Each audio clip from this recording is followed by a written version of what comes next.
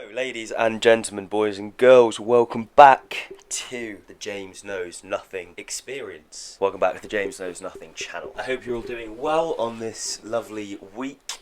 I hope that you're all surviving without football. I know that I am doing shit. I was thinking this today, right? What is my hair? And I know that you chose to like it. No. I was born with this hair, right? If I get it cut short, if I try and grow it long, it always just looks shit. Oh yeah, let me go into the barber. What can I get? Oh, can I have a short, curly and sides, please? Like, one side grows wavy, the other side goes straight. It looks like I'm both losing my hair, but it's also growing out of control. If you've got any tips on how to deal with shit hair, then please let me know, because I'm struggling right now. But yes, welcome back to the channel. Got a little bit of a request for you before we get into this week's video. The channel's been growing a lot. It's been doing really well numbers wise. I think I'm up to like 215 subscribers, something like that, and that is genuinely bewildering. As I always say, I never expected to be getting these kinds of numbers so quickly or so early on. I expected like 4 people to be watching my channel, to be honest, and I expected 3 of those 4 people to call me a cunt. Genuinely blown away, but I kind of want to just test the waters a little bit and see if I can ask for a number and just see if we can hit it. And I'm not going to go crazy and say let's try and hit 1,000 subscribers, but let's see if this video can get me up to 300 subscribers. So I'm on 217. See if we can get to 300. And you're probably wondering, what's the benefit? Well, you get to watch my beautiful face every single week. You get to be part of the worst audience on YouTube, obviously being the James Knows Nothing subscribers. See if we can get to 300 subscribers off the back of this video, guys. And I also, if you're a new watcher, please go and watch my other videos. Like, it's been a journey so far. It's been an experience of making shit videos, making slightly less shit videos, dealing with audio problems,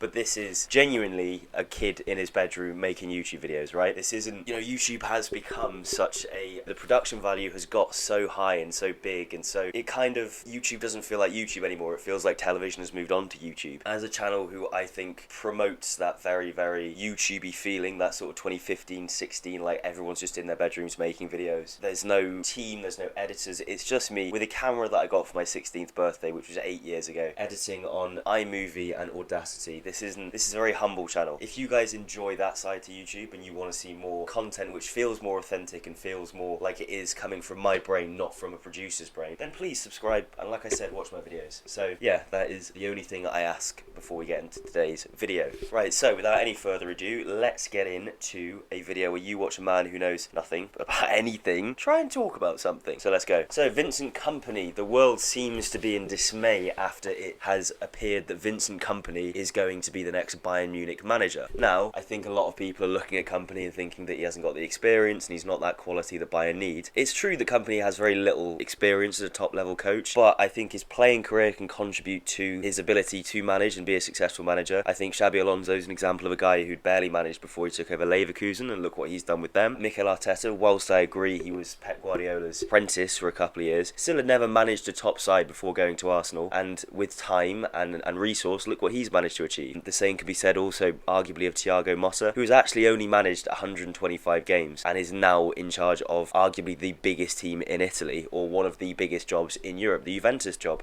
So like I said, I don't necessarily think that having an awful lot of coaching experience is imperative to being a top manager, and I think that you can, like I said, walk into a job and do pretty well even if you haven't got that experience, but obviously experience helps. But I don't think the Kompany, just because he hasn't got that experience of managing at the top level for very long, definitively mean, he's going to be shit for Bayern Munich. Like, I know that Vincent Kompany has had a poor season at Burnley, but again, it's Burnley coming up from the Championship to the Premier League. And I think this season especially has shown the gap in quality between the Championship and the Premier League, and it showed how much teams have to level up just to be able to compete, because, Luton, Sheffield United and Burnley, all the motor teams have gone straight back down. And like I said, I don't think that Burnley's poor season exposes Kompany as a bad manager. I think it exposes the disparity between the two leagues. And we also can't write off the fact that Vincent Kompany got over 100 points with Burnley in the Championship last season, season before last, and that can't be overlooked either, because that's an incredible achievement, and I think it shows that Kompany can be a successful manager and can have success. I'm personally not in the camp of, it's ridiculous that the Burnley manager who's been relegated has gone to Bayern Munich. So I think actually if you scratch beneath the surface, I don't think Kompany's a horrendous fit for Bayern Munich, and I think he has shown glimpses of quality that could help Bayern to win league titles. But to be honest, Kompany isn't really the thing that I want to focus on in this video. It's more Bayern Munich, because I think there's a few issues which we need to talk about about concerning the German giants. So, in the last 9 years, Bayern have gone through 7 managers. They've won 8 Bundesligas and a Champions League. They've seen club legends leave, such as Philipp Lahm, Frank Ribery, Ian Robben, and they've seen guys like Manuel Neuer and Thomas Müller defy age and carry on playing late into their 30s. They currently have some of the best players in the world, Leroy Sané, Alphonso Davies, and arguably the best player in the world this year, Harry Kane. And not to mention that they've also seen arguably their best player ever at the peak of his powers in the form of Robert Lewandowski, who was only a pandemic away from winning a Ballon d'Or. But we're now getting to a point with Bayern where all the success has completely warped fans' expectations. This season, for example, Thomas Tuchel, it was announced he was going to be leaving Bayern Munich. Whilst Bayern Munich was still in title contention, Bayer Leverkusen hadn't won the Bundesliga at that point, and they were still in the Champions League. Let's be honest, from the interviews that Thomas Tuchel has given, he seems fucking over the moon to be leaving Bayern Munich. The interview he gave the other day, he was smiling, he seemed positive, he was talking about how much he loved his time at Chelsea, how he's looking for a new challenge, maybe in England, maybe at Chelsea. Did not give a flying fuck that he had to leave Bayern Munich and that relationship was over. And when you have one of the top managers in the world, which Thomas Tuchel is, managing to keep you relatively competitive and essentially being happy to leave your club, what does that say about the state of Bayern Munich? If one of the best managers in the world is happy to be leaving your club. Subsequently, after you announce that you're looking for a new manager, every managerial candidate removes themselves from contention or signs a fresh deal at their current club. I'm just going to list off all the names that have been associated with Bayern and then been cut from the contention and said that that's not going to happen, they're not getting that job. Hansi Flick, Julian Nagelsmann, Ralf Rangnick, Roberto De Zerbi, Oliver Glasner, Xabi Alonso, Roger Schmidt, Sebastian Hauerdays are all managers who have been linked to replacing Thomas Tuchel at Bayern Munich. This, to me, shouts there is something going on at Bayern Munich when that many managers are saying, nah, I don't want to manage Bayern, I'll stay at Benfica, or I'll stay at Stuttgart, or I'll stay at fucking Brighton, or whatever. That, to me, says there's an issue with the club. It's not that these guys aren't the right managerial candidates. There's clearly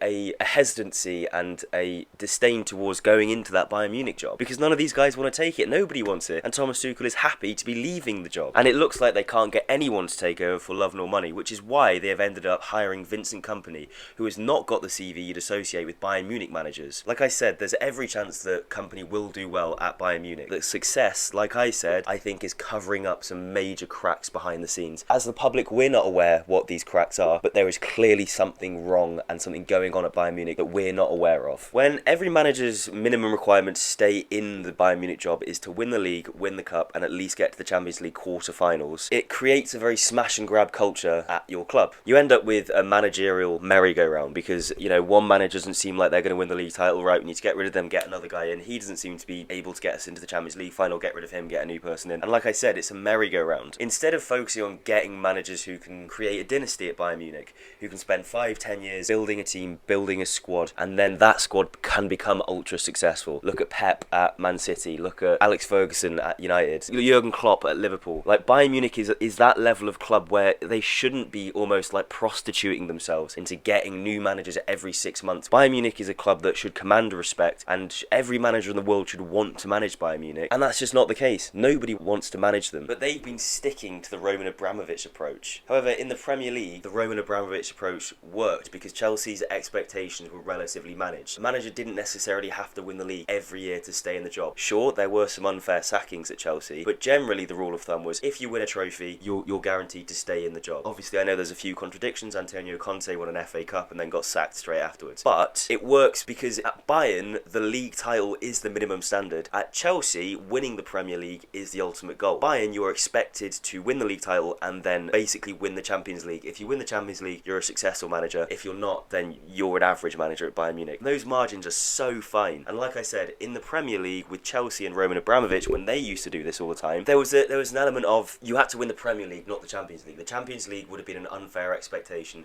for a manager to come in and win every single season, whereas Bayern have those expectations, which is again why they've gone through so many managers in such a short period of time and why nobody now wants to go and manage them. And yes, you can argue that the idea of having ridiculously high standards is what has made Bayern such a dominant force in Germany, but they're also the richest club in Germany, and they can also pick any talent from any other Bundesliga club and get them to play for Bayern Munich. That also helps to prop up this dominance domestically by winning the Bundesliga every year. Isn't necessarily because they have high standards, it's because they can offer more than any other team in Germany. So if you're a young 18, 19-year-old who's made your name at like Augsburg or Stuttgart or a smaller Bundesliga club, then why wouldn't you go to Bayern? So Bayern can constantly just get talent in. They can offer them more wages. They can also buy bigger players from Europe. You look at like Matthias de Ligt, Harry Kane, Leroy Sané. So they dwarf any other club's resources and attraction. That is another reason why they're so dominant domestically, not necessarily because they have high standards of success. And I think that Bayern Munich right now are really struggling with their identity, and without winning their league title as they always do, they almost feel like they're in crisis. And if they don't start to just put the brakes on a little bit, okay, we've got Leverkusen as our competition, maybe they're going to win a few more Bundesligas, maybe we're going to have to swallow our pride, swallow our ego, put our faith into a younger manager who can build for the future, instead of just, like I said, going through every single possible manager and rinse and repeat this cycle that they're in. Like I said, there is a reason that so many managers have rejected the Bayern Munich job. It's because they know that when they get employed, if they don't hit the ground running and don't do really well in the league, basically win the league, and do well in the Champions League, and do well in the domestic cup, then they're probably going to get sacked. And what kind of future is that? You move all the way to Bayern, you move your family out there, you buy a house, you do all these things to get sacked after 6 months. In my opinion, they're just, like I said, they're not operating how I would expect a top European club to operate. Liverpool stuck with Jurgen Klopp for 7-8 years. Man City with Pep Guardiola. Man United with Sir Alex Ferguson. Even now, like Ancelotti's been at Real Madrid for 2-3 years. Xavi's been at Barcelona for 2 or 3 years. You've got to give these guys time. I think the pressures that the managers are facing at Bayern Munich are disproportionate to the rewards that can give you, because it's almost like you come in, you win the Bundesliga, and then everyone's like, well, yeah, but the last 8 managers managed to win the Bundesliga. It's nothing special. We got to the Champions League final, but we lost it, so therefore you have done the same as everybody else. So the standards being so high just have not helped at all with Bayern. And like I said, that's kind of why they've ended up with Vincent Kompany, who really, whilst I said